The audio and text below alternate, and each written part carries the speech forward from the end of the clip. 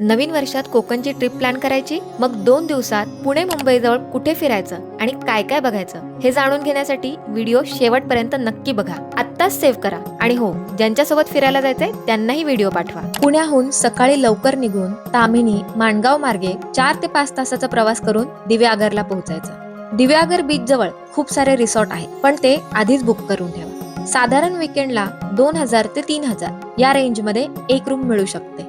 दुपारी मस्तपैकी शाकाहारी जेवणाबरोबर उकडीच्या मोदकांवर ताव मारायचा आणि जवळच असलेल्या पंचक्रोशीतील प्रसिद्ध सुवर्ण गणेश मंदिरात जाऊन गणपतीचे दर्शन घ्यायचे. पुढे इथूनच जवळ असलेल्या रूपनारायण मंदिर आणि सुंदर नारायण मंदिराला भेट द्यायची. इथे एक सुंदर प्राचीन पुष्करणी आहे.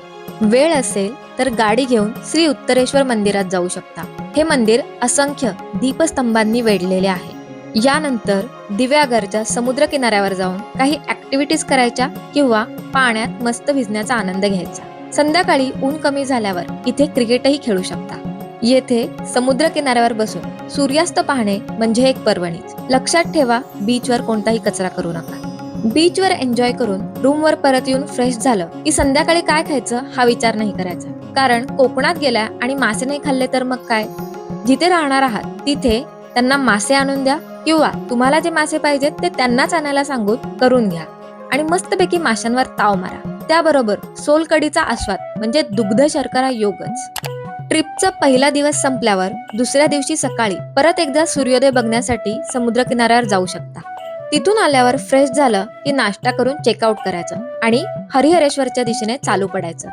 वाटेतच आपल्याला आरावी बीच लागेल. हा बीच खरोखरच बघण्यासारखा आहे. इथे सुद्धा राहायला रिसॉर्ट अवेलेबल आहे.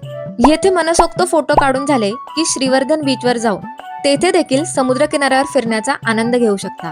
इथे बरेच सेल्फी पॉइंट उभारलेले आहेत, त्यामुळे मस्त फोटो काढून घ्या. इथून जवळच एक चांगलं हॉटेल बघून जेवण करा आणि पुढे हरिहरेश्वरला शेवटचा टप्पा. हरिहरेश्वरला भगवान शंकराचे दर्शन झाले की सुंदर अशा प्रदक्षिणा मार्गावरून तुम्ही समुद्र किनाऱ्यावर जाऊ शकता. लक्षात ठेवा, हरिहरेश्वरच्या समुद्रात भिजायला जाऊ नका, कारण किनारा घातक आहे. जर वेळ असेल तर इथेच पुन्हा एकदा सूर्यास्त बघून पुण्याच्या दिशेने मार्गस्थ व्हायचं.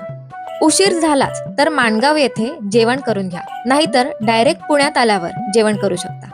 अशा प्रकारे 2 दिवसाची ही मस्त कोकण ट्रिप तुम्ही करू शकता.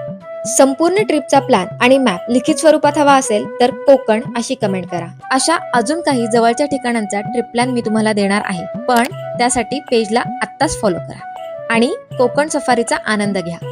येवा कोकण आपलोच असा.